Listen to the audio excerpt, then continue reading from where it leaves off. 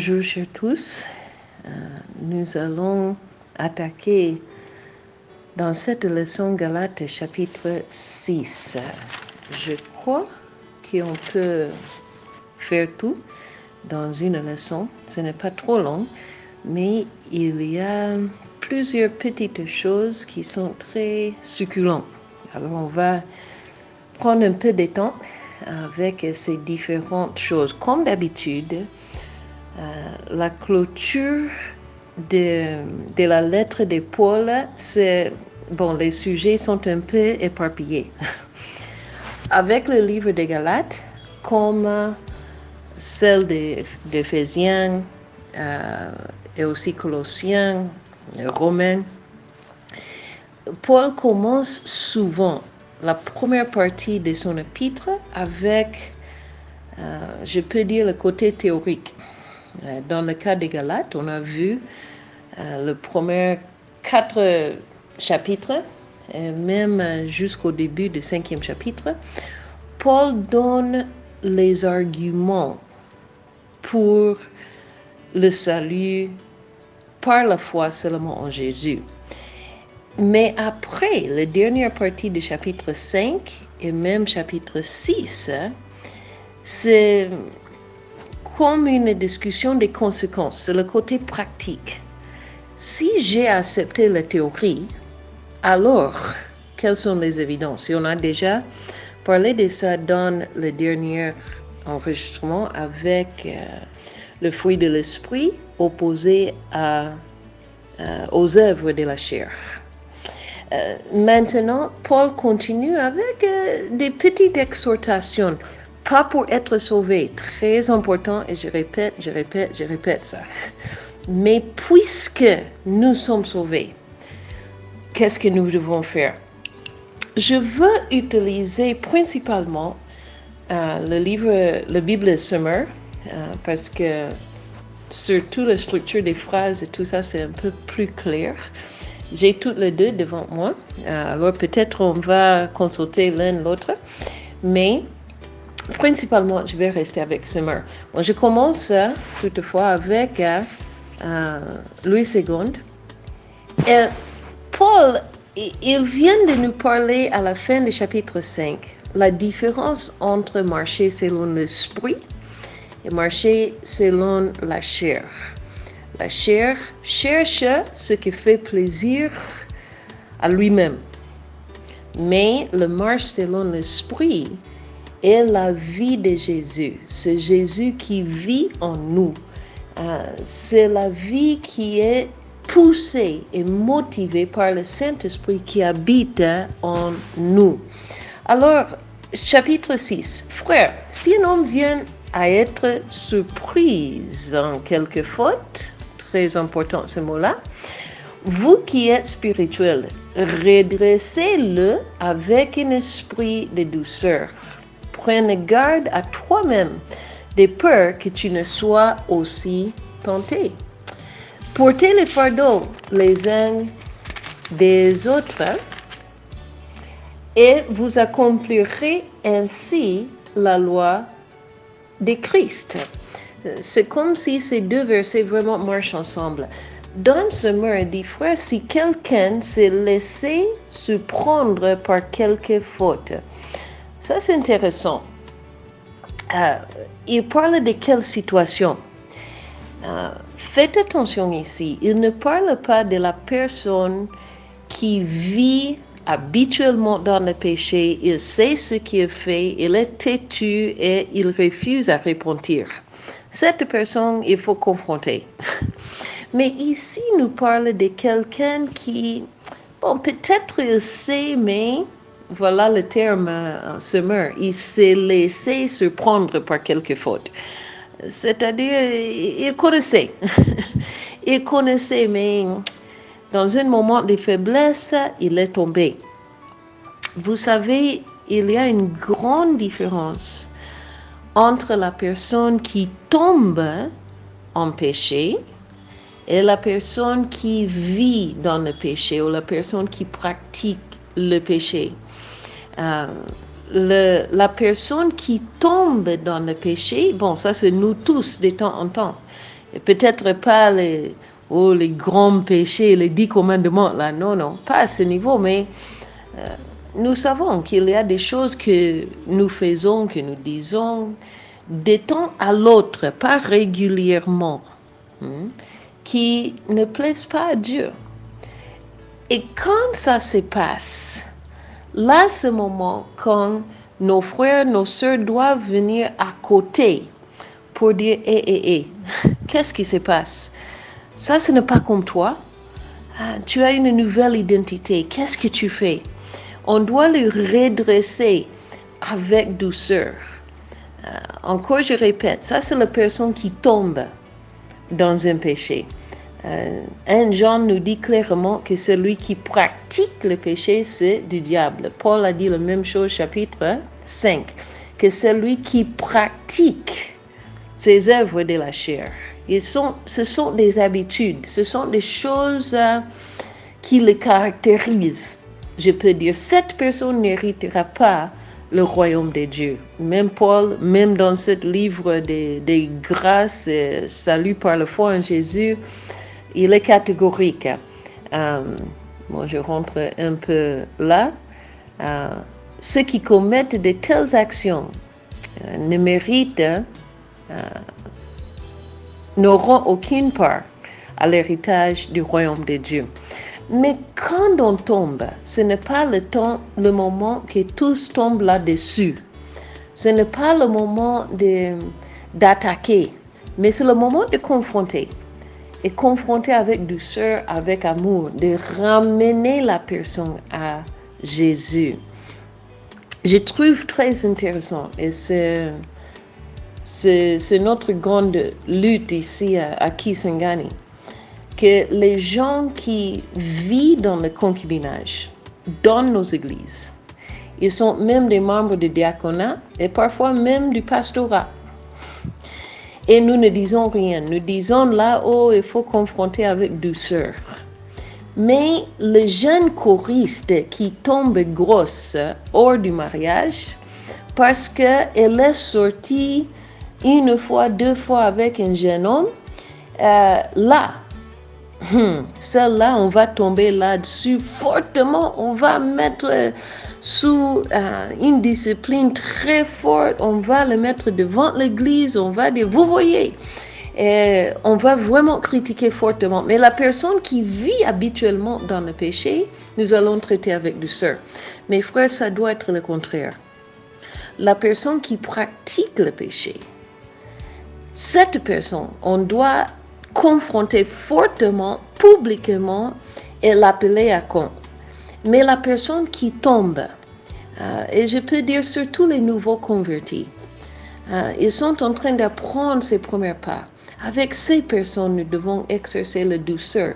Pas la douceur qui excuse, mais comme Louis II nous a dit, la douceur qui redresse. La douceur qui dit, regarde, ce n'est pas comme ça qu'un enfant de Dieu doit marcher.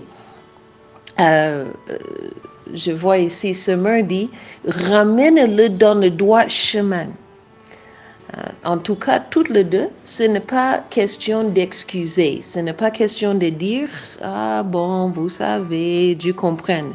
Non, ramène-le dans le droit chemin, mais avec amour. Parce que notre but, c'est de voir le pécheur qui tombe, de le voir restauré dans la communion avec Dieu. Ça, c'est vraiment le contexte du verset 2. Aidez-vous les uns les autres à porter vos fardeaux. Encourageons-nous les uns les autres de rester fidèles, de tenir ferme, de confesser nos péchés si nous y tombons, d'arranger les choses dans nos vies qui ne sont pas en ordre. C'est comme ça que nous accomplissons la loi de Christ. Alors, aidez-vous, de verset 2, je crois vraiment doit être connecté avec la discussion du verset 1. Verset 3, c'est aussi intéressant. Si quelqu'un s'imagine être une personne d'exception, alors qu'en fait, il n'est rien. Il s'abuse lui-même. Je suis vraiment étonnée avec l'autotitologie. Les gens aiment donner les titres à lui-même. Ils réclament des titres. Je viens d'avoir une conversation avec un autre professeur par rapport à un étudiant que nous avons eu à l'Institut biblique qui aime les titres. Lui-même, il n'a jamais reçu un titre, mais il accepte des titres des pasteurs, des prophètes, des je ne sais pas quoi. Oh, il fonctionne dans tout ça. Papa, il est un jeune, il n'est ni papa spirituellement ni physiquement, mais il aime les titres. Malheureusement, je crois que j'ai plus qu'un étudiant comme ça. Celui qui cherche la grandeur pour lui-même et veut démontrer aux autres, moi je suis quelqu'un. Cette personne, la seule personne qui se trompe, c'est lui-même. Parce que tous les autres en parlent, et vous le savez. Parfois, vous-même, vous parlez de « Ah, celui-là. Il pense qu'il est déjà quelque chose. Il pense qu'il est déjà pasteur d'une méga church. Il ne peut même pas développer une cellule. Mais il faut vraiment que Dieu nous aide avec ce problème des titologies. On cherche les titres, on cherche à exalter nous-mêmes. Faisons simplement le travail. Je vois même dans ce groupe, tout le monde aime un titre. Tout le monde a un titre. Et je ne parle pas de ce que les autres vous appellent. Je parle de ce que vous postez sur votre contact. Faisons vraiment attention. Parce que nous voyons ce modèle d'humilité. Même Jésus n'a pas utilisé le titre Fils de Dieu. Il a défendu le fait qu'il est le Fils de Dieu, mais il n'a pas utilisé ce titre. Il a utilisé plutôt le titre Fils de l'homme, qui représente la simplicité. Ça aussi représente sa majesté dans les prophéties, mais c'est un titre qui faisait appel à sa simplicité. Alors, s'il vous plaît, mes frères, la seule personne qui est trompée quand nous prenons des titres, seulement pour avoir des titres. Pour faire le travail, il ne faut pas les titres.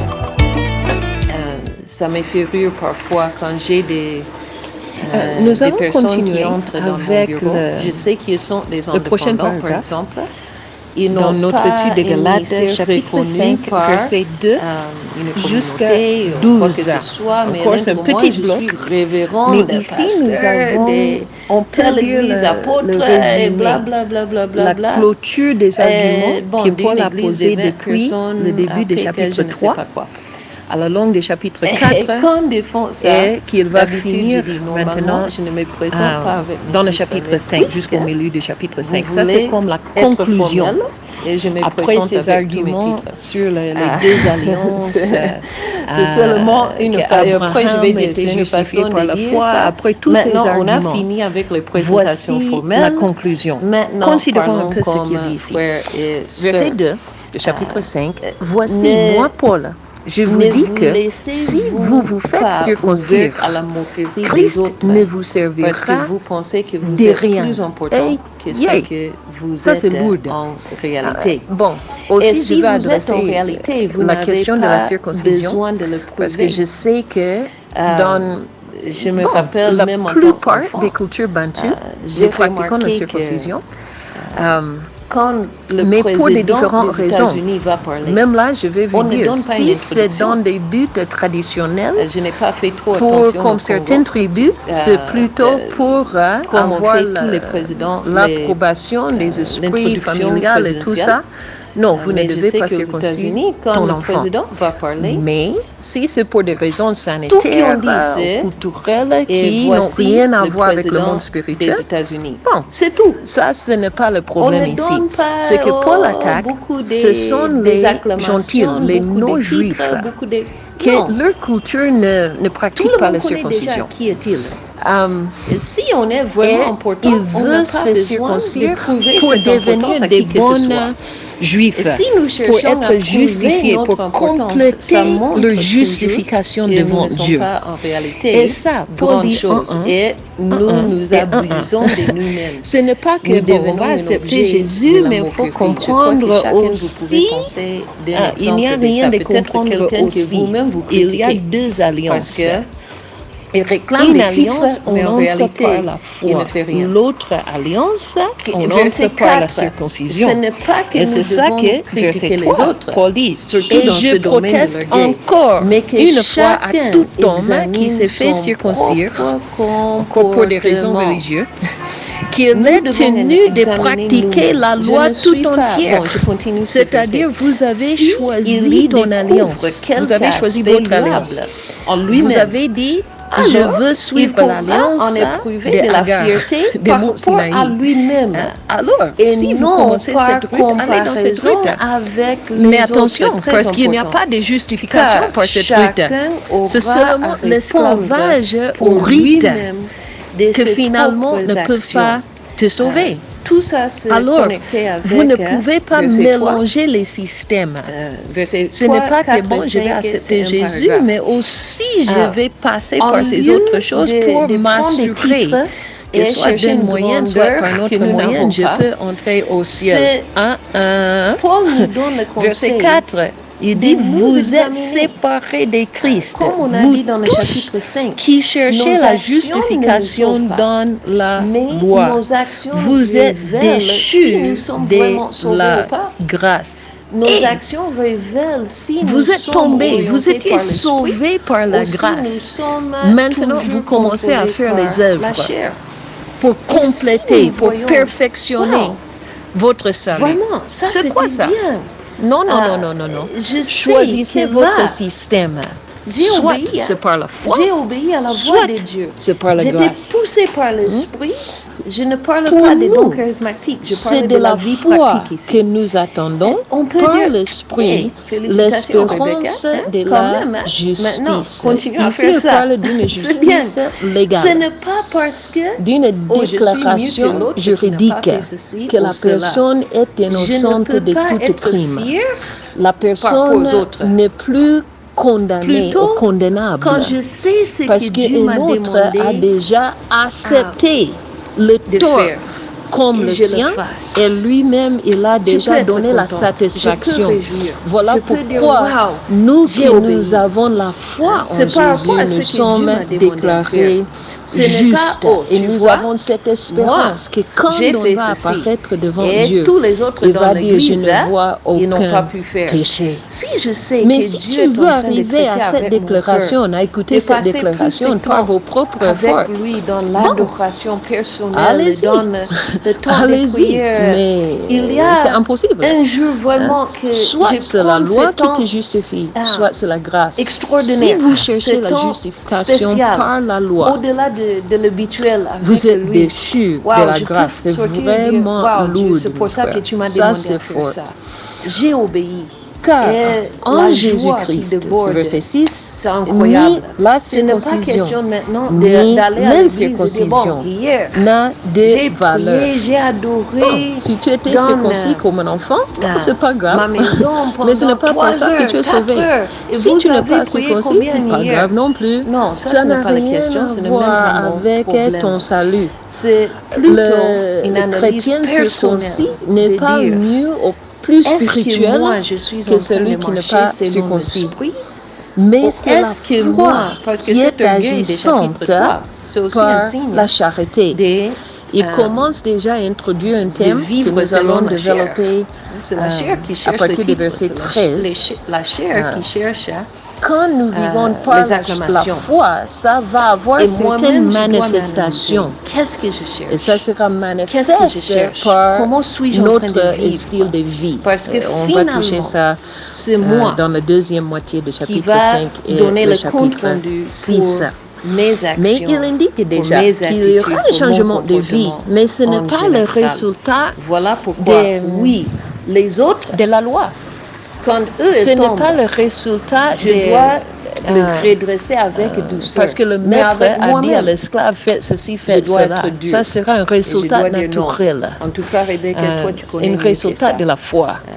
Pas une cause du salut, mais plutôt une conséquence. On va parler de ça prochainement. Le plus connu verset dans 7. Le livre des Galates. Vous courriez bien. Ce livre est utilisé qui vous a arrêté pour vous empêcher d'obéir à la vérité. Il est en train de le rappeler. Ça, c'est peut-être seulement une année. Maximum 2 ans depuis que Paul a quitté cette région. C'est très intéressant. Il dit, mais qu'est-ce qui se passe? Comment j'étais là? Vous avez accepté Jésus par la foi. Vous avez expérimenté le salut de Dieu. Vous avez expérimenté la paix avec Dieu. Vous avez expérimenté tous ces bénéfices du salut. La joie, le pardon des péchés, le cœur a été allégé. Tu as expérimenté tout ça.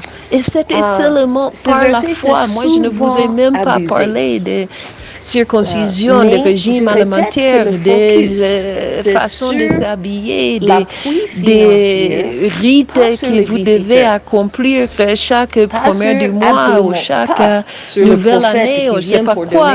Je ne vous ai même pas parlé de ça. Vous avez bien commencé. Qui vous a arrêté?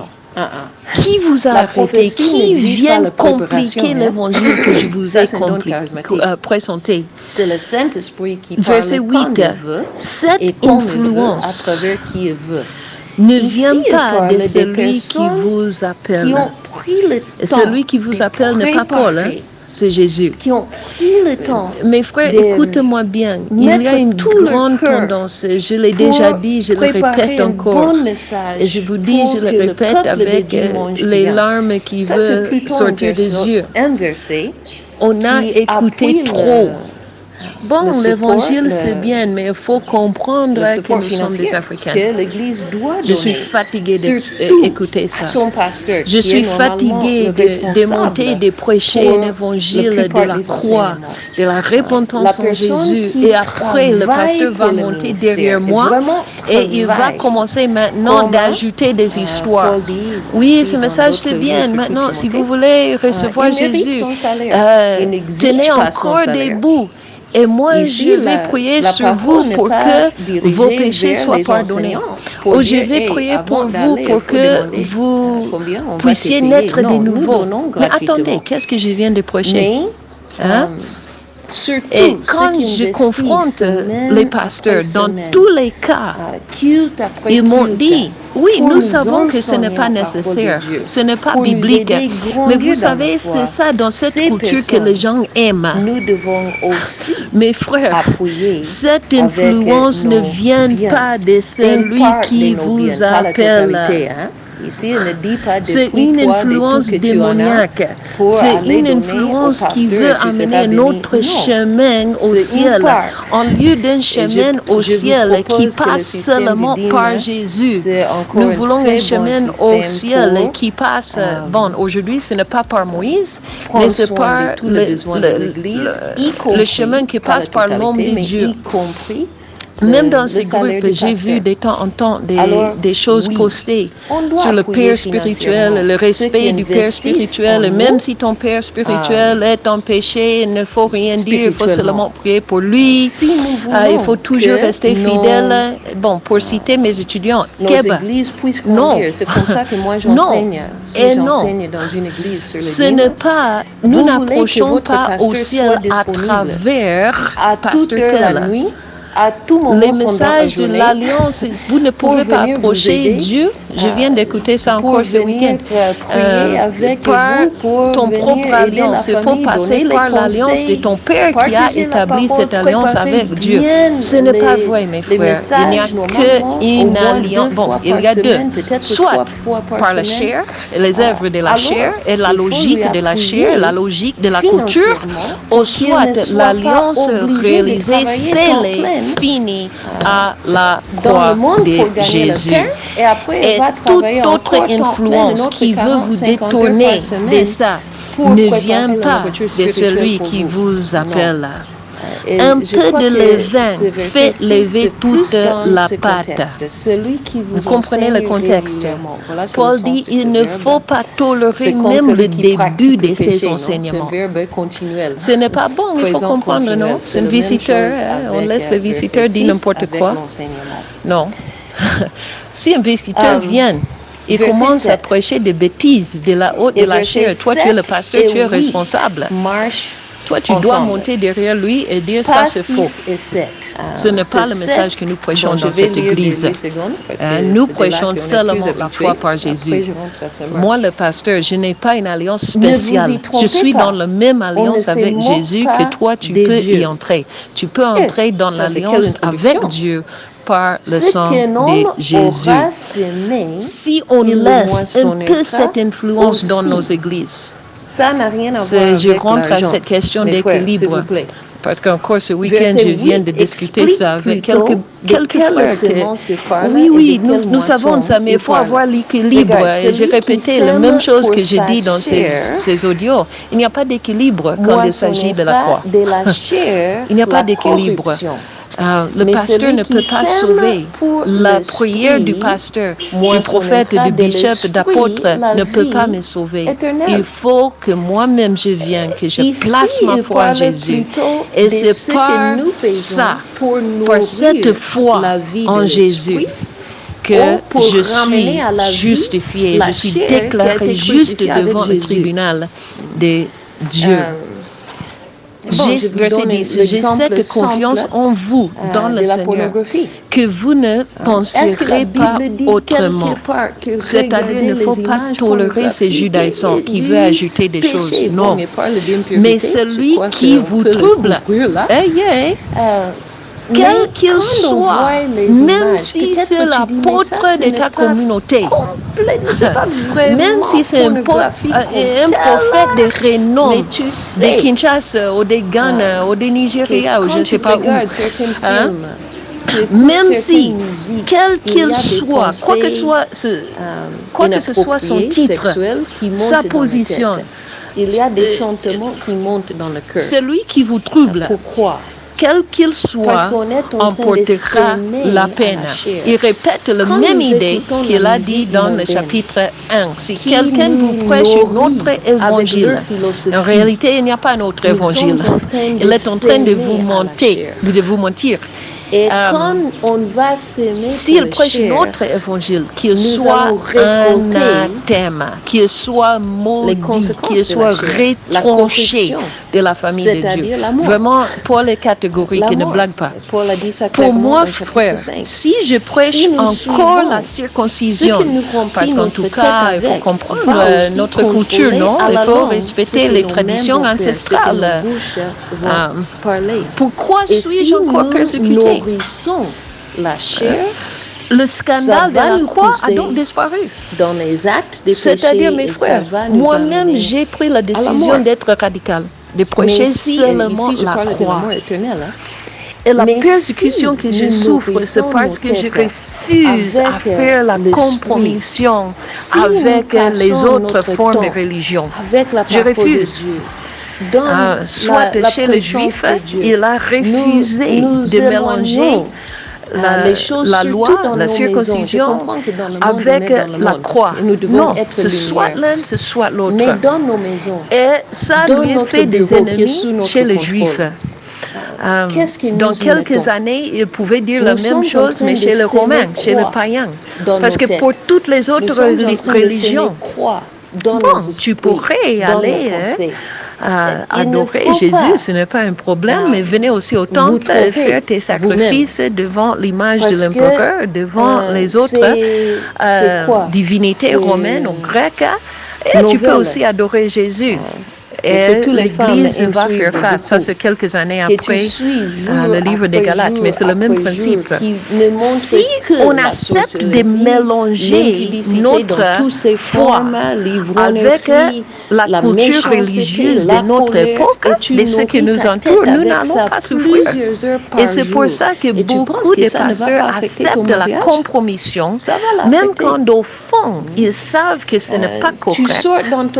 Ils acceptent la compromission plutôt que d'accepter la souffrance, d'être compté radical, d'être considéré extrémiste. Paul est un extrémiste. Il n'y a pas de mélange. Il n'y a pas de mélange. Je dis, si je souffre, c'est parce que moi, je ne peux pas accepter ce mélange. Si je prêche un évangile qui est acceptable culturellement, c'est-à-dire, on a changé seulement le chef coutumier ou le féticheur du village. On a échangé maintenant pour le pasteur. Le pasteur maintenant devient le dispensateur de toute grâce.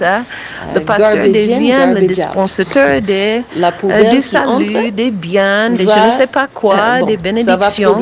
On a simplement changé la religion traditionnelle africaine pour le chrétianisme, mais on a seulement changé les noms. On n'a pas effectivement changé la religion. Et c'est ça que Paul a dit non. Si moi je pouvais accepter la compromission avec la coutume, la religion traditionnelle, je n'allais pas avoir de problème. Mais c'est parce que je le refuse. Et du côté des Juifs et du côté des païens que je souffre. Si vous prêchez aux gens, il n'y a pas de scandale. Si la croix, c'est seulement un autre élément, parmi plusieurs éléments, tout le monde peut accepter ça. Mais puisqu'il dit il y a la croix et que la croix, là, il y a un problème. Ils vont puisse-t-il être retranché? Ce qui met le trouble parmi vous. Il répète la même idée. On a déjà parlé. C'est la même chose qu'il a dit verset 10. C'est la même chose qu'il a dit dans le premier chapitre. Alors, qu'est-ce qu'ils vont récolter? Mon frère. Ils vont récolter la corruption. Il n'est pas mon frère. Il est plutôt. Qu'est-ce que nous mettons dans nos têtes, dans nos quelqu'un qui a besoin de Jésus, quelqu'un qui a besoin d'une vraie expérience avec Jésus, parce qu'il est loin de la croix. Quand il prêche d'autres choses, quand il mélange la culture avec la prédication de la croix, avec les prérequis pour le salut, il est en train de prêcher un autre évangile qui n'est pas une bonne nouvelle, qui n'est pas un évangile. C'est un évangile des œuvres qui ne peut jamais sauver. Alors, comme j'ai fini plusieurs de ces enregistrements, je vous dis, mes frères, rentrons à la croix. Débarrassons-nous de tout mélange culturel dans notre évangile. Jésus parlait oui, on peut donner les explications des manières dans les langues natales. On peut faire les explications. Les méthodes peuvent varier, mais le message, il n'y a que nous cherchons la les amitiés, croix. nous et démontrons le respect, nous de la donnons culture, même l'argent allons-y en à contre ceux de la que culture. le C'est ça qui a amené la lendemain, persécution sur l'Église primitive. pour nous aider. C'était parce qu'elle ne pouvait pas dire comme toutes les autres religions. Bon, on adore Jésus, on vient aussi allumer un peu d'encens devant l'image de l'empereur. Non, ils ont refusé, ils étaient des radicaux. Mais tant Jésus mieux, nous a dit non. parce que c'est aussi cet radicalisme inviter à la fête, qui a changé vraiment. Tu dois inviter ceux qui même l'Empire romain. jamais Ça, c'est pour notre t'inviter chez étude de l'histoire de l'Église. tu dois Que Dieu vous donner bénisse, que sans Dieu même vous garde considérer à côté de la si cette croix. personne peut te Que Dieu donner met le prochainement message ou de pas. la croix et seulement Et c'est ça la croix que dans Paul est votre en train de bouche. dire. Faites Que la du croix bien ne sans soit pas considérer seulement la qu'est-ce qui fondation va de votre m'arriver foi. maintenant. Mais ce que Paul est en train de dire, que ce soit la fondation, que ce soit le mur, que ce soit la toiture, l'achèvement de votre foi. Hébreux 12 nous dit que Jésus, ayant le regard fixé sur Jésus, le pionnier, c'est le mot littéral en grec, l'auteur et le consommateur de notre foi. Que Dieu vous bénisse. Dans le prochain audio, on va commencer à parler du résultat de cette foi. Même si cette récompense, c'est l'autre côté. D'ailleurs, ça, c'est la résultat que j'attends. Et on va recevoir cette récompense si nous n'abandonnons pas, si nous ne relâchons pas. Faisons ce qu'il faut faire sans chercher la rémunération immédiate. Vraiment que Dieu nous aide à travailler. Ainsi donc, 10 continue la pensée. Pendant que nous en avons l'occasion, pratiquons le bien envers tous et surtout envers les frères en la foi, sans considérer qu'est-ce qu'eux peuvent faire pour moi. Non, pas ça. Mais plutôt, qu'est-ce que moi je peux faire. Parce que si je donne pour aider quelqu'un, c'est Dieu qui voit. Et c'est Dieu qui va me récompenser. Peut-être pas, je répète, peut-être pas ici-bas. Mais il voit. Et un jour, devant son trône, il va me récompenser devant tout le monde. Je vais laisser les commentaires à ce niveau. Je risque de faire des commentaires qui vont tomber dans le côté de ma chair. Alors, je laisse ça. Je laisse ça. Mais que Dieu nous aide. Faisons ce qui est bon. Faisons ce qui sort du cœur. Ce n'est pas une loi. Il n'y a pas une liste de règles. Mais ça, c'est partie de la vie de l'esprit. C'est partie de la vie de l'esprit. J'aide quand je peux. Je fais ce que je peux. Je fais ce qui est bien. Je traite l'autre bien, même s'il me maltraite. Ça, c'est les enseignements de Jésus. Et Paul fait rappel à ça aussi. Fais ce qui est bien. Et à la longue, tu vas moissonner. Tu vas moissonner. Que Dieu nous aide. Je vais arrêter là. Et on va faire une leçon de plus. Je vais clôturer le chapitre 6 et donner un petit sommaire sur le livre des Galates. Que Dieu vous